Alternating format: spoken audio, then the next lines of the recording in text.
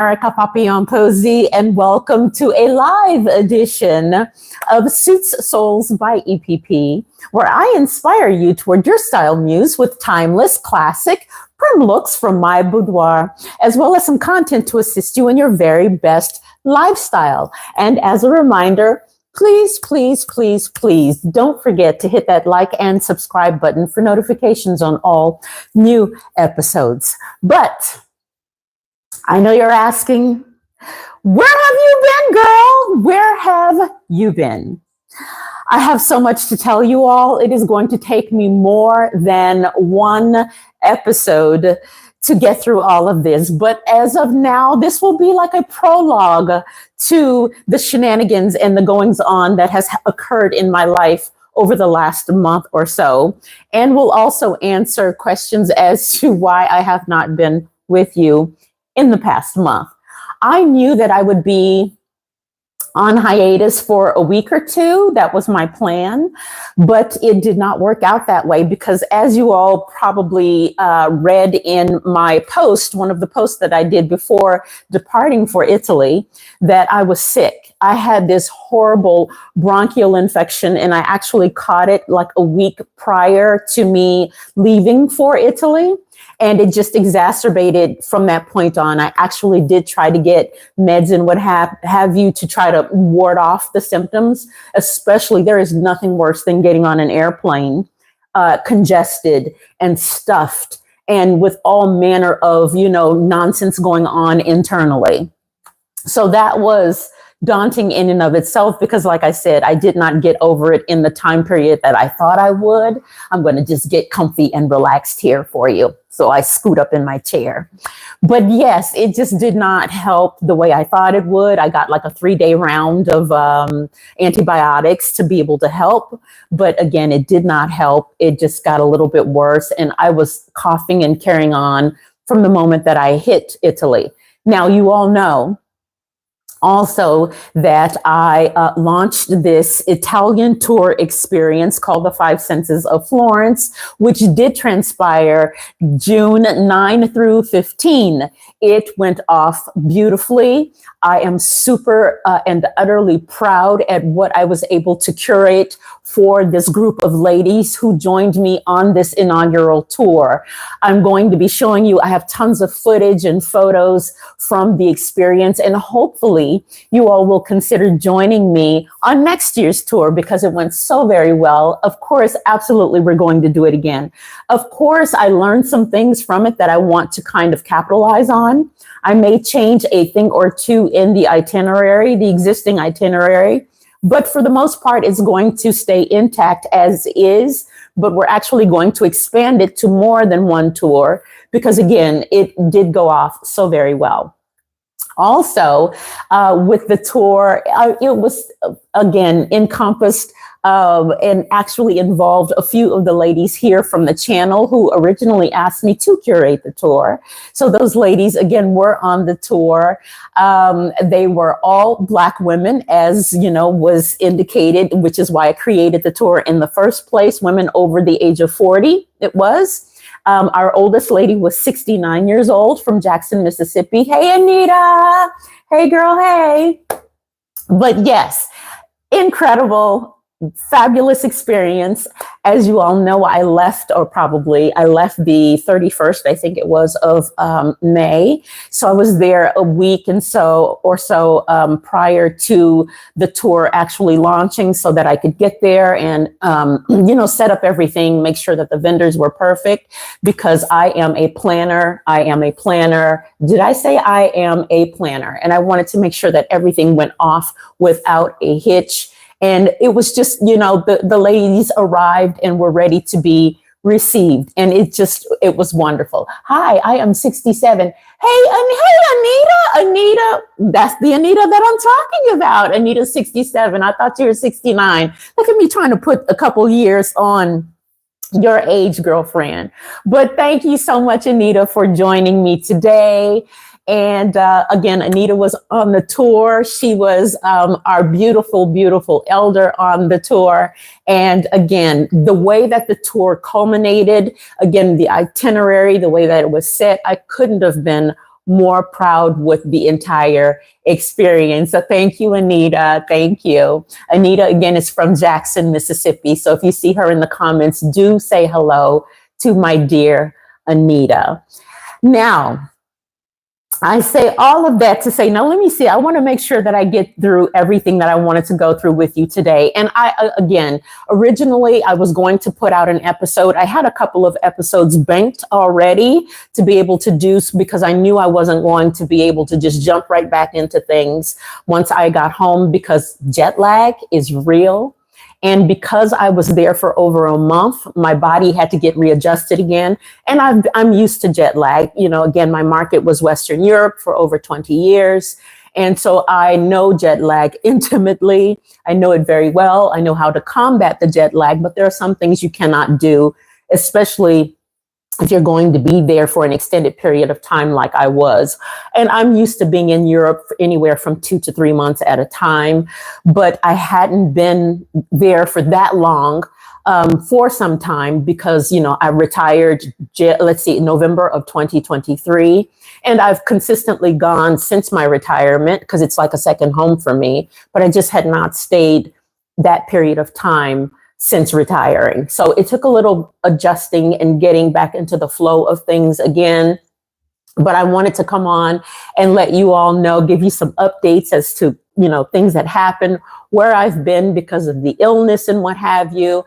Again, I was going to launch to upload one of my episodes that I had banked for you all, but I thought that coming back deserved a little bit more intimacy, a little bit more face-to-face time, and just some things that I wanted to personally address before I address them more thoroughly in coming episodes.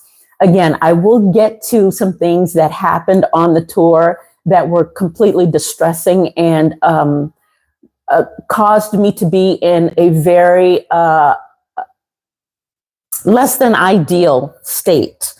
And those incidents, those issues occurred with one of the women in particular who watches this channel. Someone you've heard me mention prior, someone, you know, and look at the title of this live, The Devil Does Wear Prada. And I learned that, unfortunately, while embarking on this tour. I have always been the kind of person, I have been very particular about who I let into my personal space.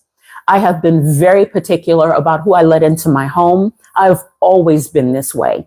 And you know, as Black folks, we've always been, we're generally speaking as a people, we're very private people anyway. We're not like those folks where you meet them and they tell you their entire life stories from day one, right? You know everything that you need to know about these people from day one, because they like open mouth and dump everything on you. Black people are quite the opposite, generally speaking, maybe not so much now in this culture with social media and what have you, but generally speaking, Black people are a bit more cautious and a bit more reserved about what we share and with whom we share our personal lives with, right? However, one of the viewers of my channel, again, you have heard me mention her name before on many occasions. Not only have you heard me mention her name before, but you probably are aware just from my previous conversations and episodes about her that I let this woman into my home. I let this woman amongst my family, my grandchildren, my best friend, one of my best friends of almost 30 years, that I have known since my child was 5 years old, when I originally met her. But she now also resides here in Georgia. She was here in Georgia before I actually arrived and made the move from Denver, Colorado, myself, to be closer to my daughter. During my birthday, my birthday weekend, remember, was Easter weekend. Instead of spending Easter weekend with her own family, she actually came and felt compelled. She was not actually, I did not make the invite. She actually just kind of invited herself. But at that point, the two of us had become so close and kind of entrenched in each other's lives. I really didn't say, I didn't have a problem with it, because this woman had become, again, very and she had really ingratiated herself into my life, my personal life, as well as my professional life with this YouTube channel in particular. But we were already working on a number of other projects and into the future. So I had no problems with this woman coming to spend my birthday with me, again, which was Easter weekend. We had just, again, were becoming entrenched into each other's lives. Now, unbeknownst to me, I had never associated love bombing with women, woman-on-woman relationships. You know the movie Single White Female? And I forget what her name was, the actress, Jennifer something, who was the lead in this particular movie. But you guys know the movie. I think the movie's like from the 90s or something, called Single White Female. Well, I have literally experienced my own version of single Black female with this person in particular. I knew that this woman is older than me. This woman is not old enough to be my mother, but old enough to be my bigger sister. Incredibly accomplished. I would say more accomplished than I am. She owns her own company, sits on a number of very prominent boards, has been an invitee to the White House. I mean, this woman has status. So what would she want with little old me, you know? I am super comfortable with the woman that I am at this point in my life. I didn't need no more friends, any more friends. You guys also know that I have a dear, dear friend, best friend, who is in Denver, Colorado as well. So I got my two girls, one of my besties here, and then another bestie again. Let's see, Chandra has been my girl for like 12 years now, having met her on the set of Porgy and Bess. And we've been fast friends since day one, but that's my rider right there. And then Letitia, you all have seen both of them because I dedicated episodes to each one of them on this very channel. And if you know who the third person is that I also dedicated posthumously an episode to on this channel, then you know exactly who I'm talking about. And I have no problems with saying the things that I'm saying now at this point, because I feel incredibly vindicated in talking about this issue because of how much it has hurt me, how much it damaged me psychologically while on this tour, and in a way that I was not expecting. Now, when I tell you that I experienced extremes of a person's personality in a matter of one day, again, go back. The only thing that I can liken it to, because I've never experienced such a thing before in my life, is the movie Single White Female. Really, you got to go back and watch this movie. But again, as I said, I had never associated or attributed love bombing in a woman-to-woman relationship, but I experienced it. Okay, it was mad crazy. What happened on this tour, because this person did come on the tour as well. She had a personal group of ladies that also accompanied her on the tour as well, including her very own older daughter. So her daughter's not a teenager or anything. She's a woman in her own right. As a matter of fact, one of the things that bonded us is that our daughters are the same age, all right? My daughter didn't come on the tour because you all know she just had a baby who she's nursing and needed to be here. Otherwise, she would have come on the tour. Both of my besties were due to come on the tour, but had other extenuating circumstances in their lives that kept them from being able to come on the tour. I was so distraught and so distressed at what was occurring with me on the tour with this person that I literally had to call. So you all know I had a partner on the ground there in Italy as well, a partner I have known also for 15 years. All right.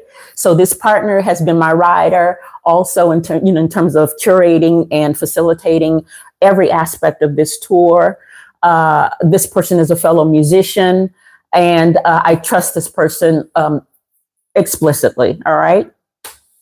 When this person, as well as the guides that assisted us with different aspects of the tour, realized what was going on, because it was so evident amongst everyone, what had transpired, what was transpiring in real time with this person, that at various points and parts of the tour, I was pulled aside independently and said too, I don't know if this woman loves you or she hates you, but you need to be aware of her. You need to really watch yourself, because something is not right with this person. At every turn, she was trying to sabotage me. And when I say sabotage, it started with her taking umbrage or taking issue with the way that certain things were being done for her liking, because she is very much a classist person. And look, I have certain things, I can afford certain things, I can afford to do certain things, and I have a certain lifestyle, right? But that has absolutely no bearing on how one should treat other people, especially when people are entrusting you with their livelihoods, with their resources, with their time, their money, right? Especially in a faraway land where the majority of them had never been before. So I take that to heart. If someone is trusting me with those aspects of their lives and livelihoods, that's important to me. I'm not going to make it known amongst everybody that I can afford to do this and I can afford to do that. It was horrible, but it got so bad that I would wake up every morning to a text message and or an email from this person berating me, not for any aspect of the tour, but for how I was not responding to her after a particular incident occurred the second night of the tour. Now, when I tell you initially, she was in my behind. She was so far up my behind. She felt the need to espouse to everyone at particularly the first time during the opening dinner. We had a big welcome dinner the first night of the tour.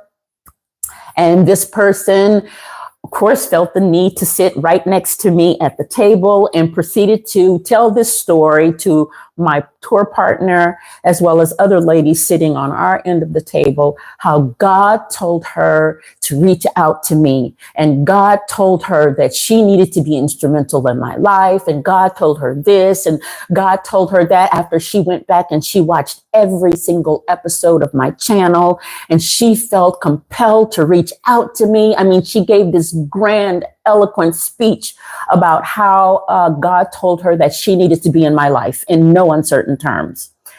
She went from that, being all up in my face the first 24 hours of the tour, to the next day, literally, we had a classical operatic evening the following night.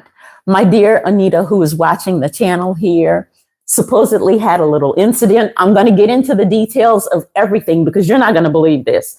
And the reason that I titled this live episode, The Devil Wears Prada.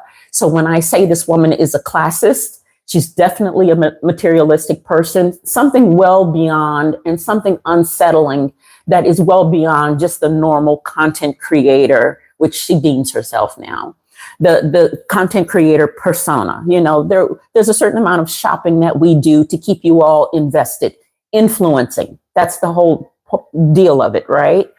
But it's well beyond that for her. It really is a classist attitude and mindset that she has. So when I say that this woman showed up the first day of the tour with her Loewe glasses on, and like she had labels and this and that, but not only was she so, and things like this had happened prior, but the day of the tour when she showed up and I went to the train station to collect her and her crew, this woman was carrying the same exact bag as me that day, all right?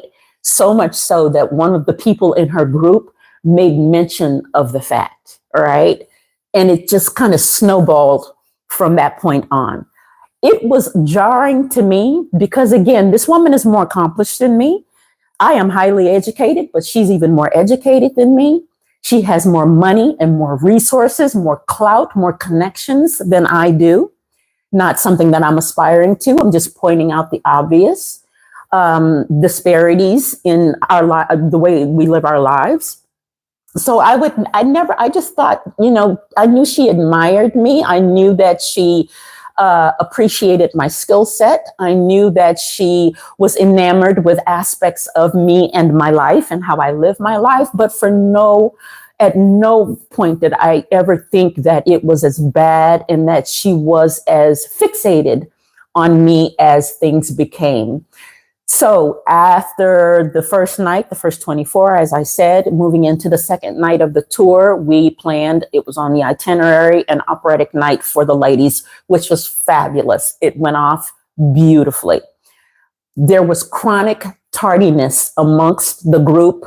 It was just a general problem with the entirety of the group that someone was chronically late every single day, for every single event, for every single outing.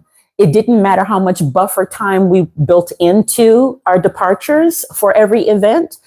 They still exceeded the amount of time that we had, the buffer time, to be able to get to and from where we needed to be. So it all came off the rails in terms of the personal attacks the second night.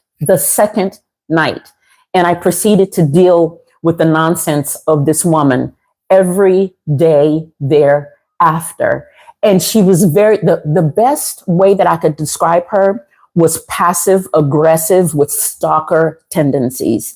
She really did go out of her way to try to reduce me. She went out of her way. It got to the point where we would be in front of everyone. We would, be preparing to go on another outing or something like that. We would all huddle and congregate in the foyer of the hotel, to prepare to leave as a group. And she would have these random conversations with me in front of everyone, like trying to placate me in a sense, to speak with her and have conversation with her. When I just woke up to a 2 a.m., I'm not joking with you. This is the time, the early morning hours, where she felt compelled to text me or email me something that she had a problem with about me not responding to her a certain way, me not addressing her in a certain way. Again, nothing to do with the tour, nothing to do with aspects of the tour, except her wanting a taxi because she wanted to be carried everywhere. It had to do with how I would respond to her. I wasn't responding to her in a manner in which she saw her station in life. Like I'm supposed to treat her differently than every other woman on the tour who deserved my equal attention and respect, and of that of my partner as well. But it was so distressing and so jarring. Once we got to I think the night before the end of the tour, my partner had to take over for this particular night or afternoon, this excursion that we had to take them to all the ladies to the outlet, that I just couldn't. And I was still not fully recovered from the illness that I was, dealing with prior to leaving, but it all got the best of me. I literally had to go into my hotel room and I had a mini breakdown. In the moment. I called both of my girlfriends and I just boohooed. I bawled, I cried because I was not prepared for this psychological onslaught that had befallen me with this crazy ass woman. Really. I said nothing. So how did I respond to all of the attacks from her? I didn't. Ironically, one of the places that we went to on the tour, you all know who Machiavelli is. Machiavelli is one of the greatest tacticians, philosophers. He wrote the book called The Prince. And Machiavelli is, of course, an Italian, lived in the 14th century. But he is well known and well studied to this day by military generals and, the like, because of his ways of again, dealing with an enemy. And we visited the home of Machiavelli while on the tour. Now, I've always been a fan of Machiavelli, so I've known and I've taken a note or two about how to deal with people like this. And one of the ways that you deal with a person that has this passive, aggressive, stalkerish type behavior toward you is to starve them out with the very thing that they want from you, and that is attention. So she was getting increasingly upset with me because I wouldn't buy into the fodder. I wouldn't buy into her antics, and I wouldn't respond because it was of a personal nature. And I really was trying to preserve my energy for everyone else on the tour. I chose not to respond to her. So when I say that I chose not to respond to her, I didn't reply to text messages and I did not reply to her emails. And it drove her mad that I was not doing so. So she would take her little group off and divide the rest of the group and basically have little chat sessions about me and just basically how she thought that I was behaving and not respecting her in the manner in which she thought she should be respected and treated in comparison to everyone else. When I was having this brouhaha and this mini breakdown in my hotel room with my besties, whom I ultimately called for comfort and security, my partner was walking to my hotel room so that we could put together gift bags for another portion of the tour. And he overheard me bawling and crying. And so I opened the door. I've got tears all in my eyes and everything. I'm bawling. I'm carrying on. And we have to literally be out in the foyer area because we planned a little meet and greet, Prosecco aperitivo evening so we could give out more gift bags. In like an hour and a half, I was supposed to be downstairs and my eyes are like bloodshot red from all the tears and crying. And he's upset because I'm upset. And he literally, after I got off of the phone with my besties, because girl, we had conference calls. Okay. We had an all out conference call going on with how I needed to deal with this woman, but the attacks of this woman. And he literally grabbed my wrist and he set me on the edge of my bed and he put my face in his hands and he said, Erika, he's Italian, full Italian. I'm sorry, he's Sicilian. If I called him Italian, he'd be really mad, but Sicilian. He's like, Erika, you are not alone. We are here for you. Everyone is here for you. You've done an extraordinary thing. Like they had to have this come to Jesus kumbaya moment with me to just get me recentered and refocused and not focus on the nonsense that, again, the onslaught that I was experiencing from this woman who was old enough to know better. Old enough to know better. This woman is in her mid-60s, and there is no reason that she should have been acting like what I equated to a mean girl. It really was like also the movie Alicia Silverstone with what was her name? Stacey Dash and Alicia Silverstone, Mean Girls. That was exactly how she acted. There was an entire day of the tour where she took her group and they went on a day trip to Rome.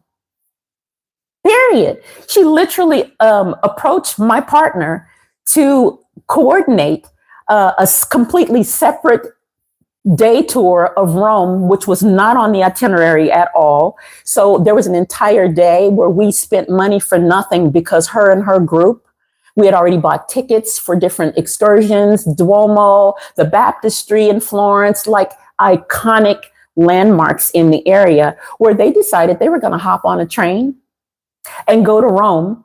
So we wasted all of this money because they were following her. Have you guys heard of the fable, the old lady who lived in a shoe, had so many children, she didn't know what to do? That was her. So she would say jump, and everyone knew she had status and position, and a few of them worked for her as well. They would say how high. So you would see them walking out of the hotel in front of her, behind her, like she's mother duck and the ducklings are following all behind her. And what could they say? Because again, one was her daughter and a few of the others worked for her. So they kind of had to go along, I guess. I don't know. I stopped caring after a certain moment. They still all basically came on the tour. And actually the most egregious of those that were chronically, habitually late was her and other people in her group, including a cousin of hers. And it was pathetic. I was in awe of this woman's behavior. One, because of her age, Two, because of her status and her station and position in life, which goes to show you that money does not buy you class. I don't care how much money you have, if your soul is dark, if you lack self-awareness, and if you are not kind and considerate of people, and especially people that have gone out of their way for you, which I did for her. So I literally did kind of give her special attention. Anytime she had any problem with any aspect of the tour, whether it was scheduling this or making sure her flight was this way, because we didn't do flights. The only thing we did not cover for the tour was you had to book your flight, your travel yourself, but everything else was covered. All right. But this woman, I handheld her. Constantly, she was talking about, I usually do this first class and only for you. I only do this for you. You know, I don't usually travel this way. Everything is first class. You know, I usually have a car waiting for me when I arrive at this place and that place. I mean, her attitude was on level, not forget 10. She exceeded 10 the moment that she hit the ground running. So when I said to you at the beginning, when I met everyone at the train station. Our hotel was literally a stone's throw from the train station, across the street in the piazza, but not busy, you know, type. It wasn't, you wouldn't hear the brouhaha or anything like that. It was beautifully, conveniently situated across from the train station. So everyone arrived in the train station. I literally would meet the person at the train station and then walk them back over, depending on the time of arrival. But the moment that I got there to collect her and her crew, it wasn't like, hi, Erica, how are you? What's going on? I had met all the ladies in her group for the first time. So I'm hugging, I'm kissing, I'm welcoming, just to make sure everyone was folded in and ready to have this awesome, amazing experience. And her first words to me, no lie, her first words to me were, only for you, Eric, as she's holding her handbag, like she's someone of importance. Only for you, Erica. Only for you. I don't usually do this. You know, I usually do everything first class. Everything is first class. I usually have a car waiting here for me. I don't care that it's across the street. I don't care that the hotel is just across the street. I would have had a car here waiting for me to drive me right across the street. Those were her first words to me. While she's wearing, look, she's just come off of a 12 hour flight. And she's got on, in the heart of Italy, a black oversized blazer. She's got this whopping handbag exactly like mine, the one I told you that she had, identical in color and everything. She's got these oversized, dramatic Greta Garbo 1950s dark glasses on.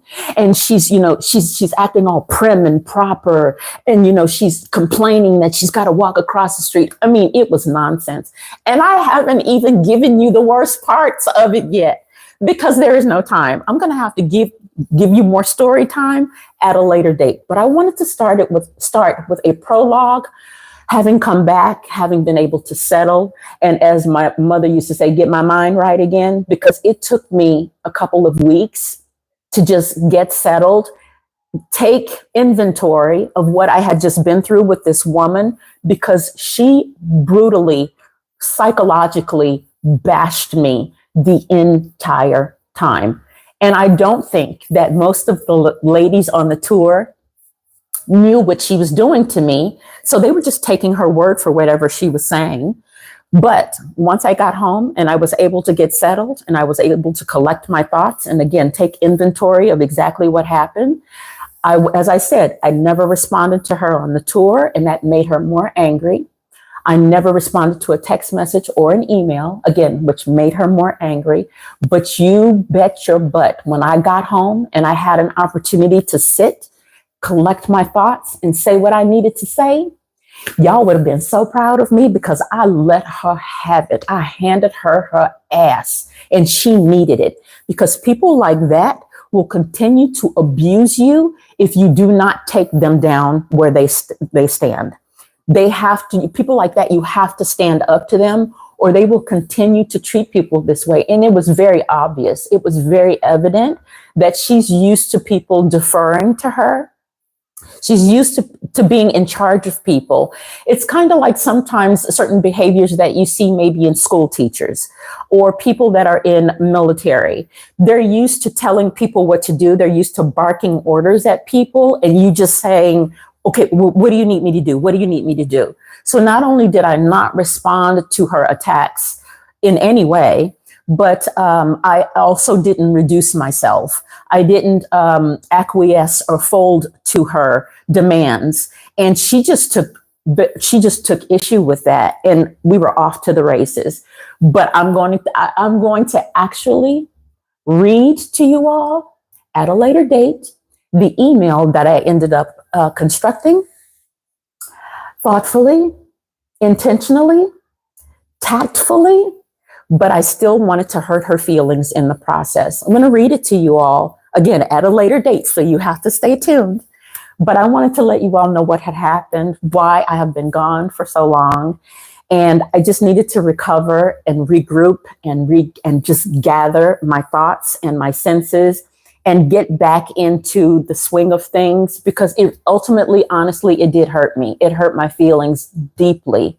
And it made me reserved even more to have people in my close space anymore. Because again, I cooked for this woman from my own kitchen. This woman slept in my home multiple nights on more than one occasion. This woman was amongst my family, my best friends, my husband. I mean, just insanity that has ensued since I last spoke with you all, since you've last seen me. And I really think that it deserves some unfolding from this point on, just as a word of caution, because having this YouTube channel, obviously people want to talk to you. I know people's desire and need to feel connected. I want to. It's one of the reasons I started this channel. But I'm used to feeling connected as a former performer, entertainer of the stage. And so I've always had people reach out to me in a personal way, because once you offer a piece of yourself, people feel like they know you. They want to know you more. They want to know you better. So it is not uncommon for me. It is not foreign to me to receive people in a particular way, but I've never allowed people to be in my personal space the way I allowed her, because she truly did love bomb me. She really, really did. And I want to explore that. I'm fascinated. I'm in awe that for someone of my intellectual prowess and abilities and education and blah, blah, blah, blah, blah, that I fell for this, that I was subject to this kind of treatment and behavior. And I still haven't unpacked it all yet, but I've been unpacked enough of it to, be on my way, get my life back in order. But when I go into detail of some of the things and the messages and the this and that I got from this woman during this entire week, your mouths are going to be open. You're going to be in awe. You're going to be in shock and awe when I share with you some of the more intimate details of, again, the attack that I experienced over this entire week in a country that I so love, in a country that has been so kind to me, and people that I have people that I have fostered incredible trusting relationships with in Italy to be able to have to make this tour happen. As a Black woman, being able to do this in a foreign country, because I have the trust and protection and safety of people over there, for them to have come to me and said these things about her, and that I needed to take heed and protect myself and stay out of the company of this woman while on the ground, was unbelievable. Unbelievable. It was embarrassing. It was embarrassing because she looked like me. I thought this woman was like a older sister to me. It was overwhelming in so many ways. So thank you so very much for my prologue of what's happened to me over the past June 2025. So I'm back. I will commence with a regular, I told you I had 2 episodes already banked. So I'm going to go ahead and get those episodes out as well.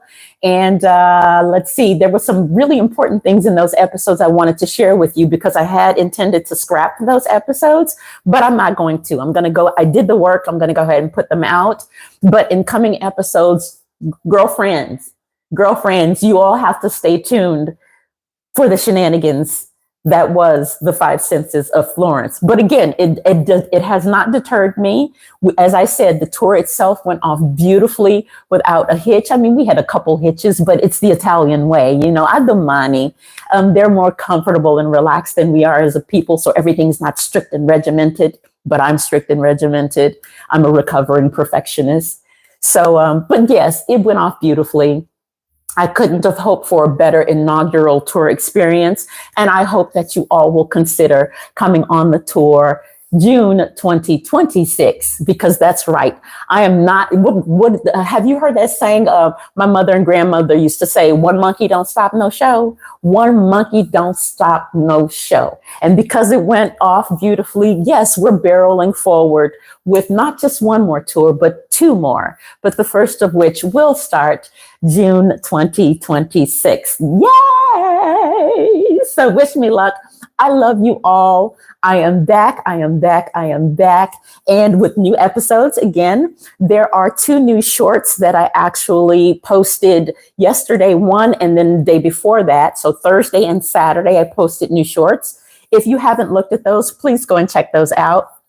Again, just little shorts to get us back in the swing of things. Like and comment if you will. And be sure to hit that like and subscribe button for notifications on all new episodes. But until we meet again, a bientôt, Muses. Bye.